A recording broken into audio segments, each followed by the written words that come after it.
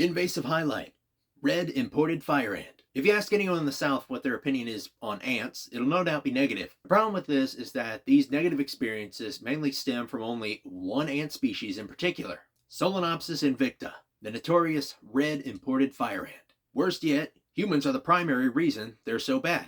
Originating in South America, red imported fire ants are a highly invasive species in the southeastern United States, and they continue to spread. These ants thrive in human-disturbed sites, but can invade natural areas as well, in which their aggressive disposition causes widespread ecological devastation. Fire ants will swarm and overpower any animal unlucky enough to cross their path. For example, the hatchlings of ground-nesting birds, such as the northern bobwhite quail, are at substantial risk of fire ant predation. As aforementioned, the prevalence of fire ants in North America is largely human-driven. We brought them here, we spread them, and we continually provide for them, all unwittingly. The most notable case is that of our 18th century European-inspired lawns.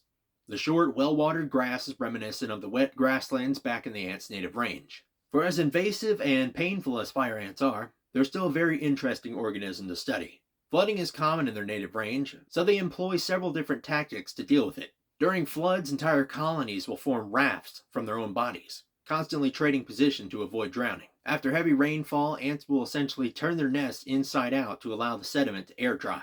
Hence why the large mounds seem to pop up out of nowhere. During both of these processes, the ants are highly vulnerable to predation. Thus, they have to be extra defensive to make up for it. This is why they all come spilling out of the nest at the slightest disturbance, and why their stings are so painful. Speaking of which, here's a fire ant sting in action.